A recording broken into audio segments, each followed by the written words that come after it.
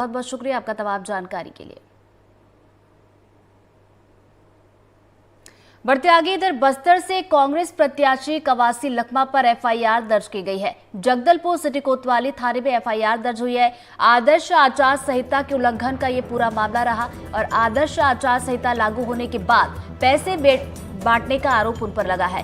तो जगदलपुर के दंतेश्वरी मंदिर के आसपास प्रचार के दौरान पैसे बांटने का आरोप उन पर लगा है और 24 मार्च की शाम को प्रचार के दौरान पैसे बांटने का ये आरोप है। निर्वाचन पदाधिकारी के निर्देश पर पुलिस ने एफआईआर उन पर दर्ज कर ली है और 24 मार्च को बाइक रैली के दौरान पैसे उन्होंने बांटे हैं, ऐसा आरोप लगा है।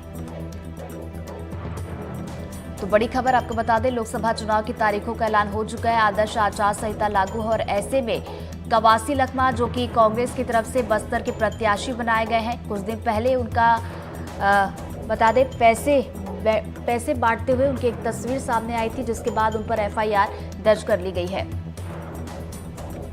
और इसी खबर पर ज्यादा जानकारी के साथ हमारे सहयोगी नीलेश हमारे साथ जुड़ गए। सीधा हम करेंगे। नीलेश, देखिए लोकसभा चुनाव नजदीक है, एफआईआर दर्ज कर ली गई है, किस तरह की मुश्किल में पड़ सकते हैं कवासी लखमा? बिल्कुल, प्रत्याशी बनते ही कवासी लखमा, हालांकि कवासी लखमा अपने मस्त मौला अंदाज और अपने उसके लिए ही जाने जाते हैं, अलग अलग कामों के लिए ही जाने जाते हैं। लेकिन ये लोकसभा चुनाव में प्रत्याशी बनाए जाने के तुरंत बाद, एक दिन बाद, जब एक दिन पहले नाम घोषणा हुआ और उसके बाद एक रैली कर रहे थे जगदलपुर में, उन्होंने लोगों से मेलजोल किया। उस दौरान की एक तस्वीर वायरल हो रही है कुछ उसके, जिसमें पैसा देते हुए वो नजर आ रहे हैं। हालांकि ये जांच का विषय है कि पैसा वो किस मकसद से दे रहे थे, पैसा जिसको दे रहे थे वो व्यक्ति कौन था, क्या वो आम मतदाता था या कांग्रेस का ही कोई कार्यकर्ता पदाधिकारी था। ये तमाम चीजें अभी जांच के दायरे में हैं।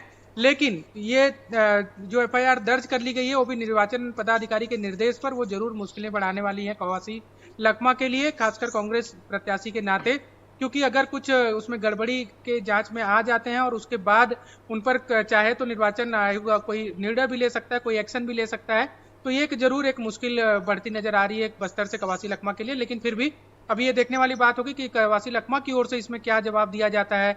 जब पुलिस पूछताछ करने के लिए जाती है या संबंधित अधिकारी पूछताछ करने के लिए जाते हैं तो क्या तथ्य निकल कर आते हैं, उसके बाद ही स्पष्टता आएगी। लेकिन कुल मिलाकर लोकसभा चुनाव में जहां एक और पूरे प्रचार में ही कांग्रेस और कांग्रेस प्रत्याशी को भिड़ना था, उसमें एक इस मामले में भी इनको अपनी कवायदें करनी पड़ेंगी और इसमें भी इनको अपनी एनर्जी लगानी पड़ेगी। ये जरूर एक मुश्किल भरी बात है कवासी लखमा के लिए। नीलेश, अगर जांच में दोषी पाए जाते हैं तो ऐसे में क्या कुछ एक्शन कवासी लखमा पर हो सकता है?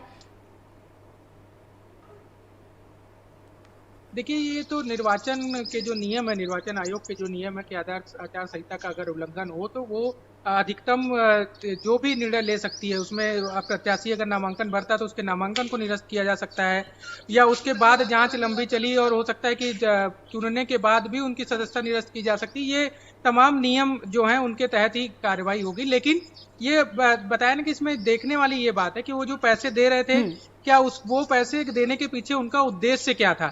सबसे बड़ा मसला यही है, जांच में उसी चीज पर खासकर फोकस किया जाएगा कि वो उद्देश्य क्या था।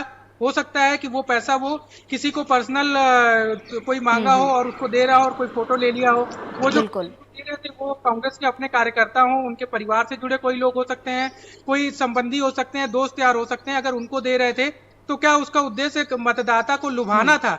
अगर मतदाता को लुभाना उद्देश्य है तो जरूर उन पर एक्शन हो सकता है बड़ा। लेकिन जांच में अगर ये बात स्पष्ट हो जाए कि मतदाता को लुभाना इसके पीछे कोई कारण नहीं था, ये अपने ही किसी काम से या हो सकता है कि किसी उद्देश्य से कि कोई सामान खरीद कर लाना है या कुछ देना है, इस तरह से अपने ही किसी साथी, कोई कांग्रेस का कार्यकर्ता हो या फिर उनका रिश्तेदार दोस्त यार हो, उसको पैसा दे रहे थे और तस्वीर ले ली गई। तो जब ये जांच में स्पष्ट होगा उसके बाद ही तय हो पाएगा कि उनके ऊपर एक्शन क्या होता है। अगर वो लुभाने के उद्देश्य सिद्ध हो जाता है कि मतदाता को लुभाना चाहते थे अपने पक्ष में और मतदाता ही था वो सिर्फ, और उसका कांग्रेस से कोई लेना देना नहीं या कवासी लखमा से सीधे कोई लेना देना नहीं, तब जरूर उनकी मुश्किलें बढ़ सकती हैं। तो चलिए, इस बड़ी खबर पर नजरें आप बनाए रखिएगा नीलेश, आगे भी अपडेट लेंगे। फिलहाल शुक्रिया आपका जानकारी के लिए।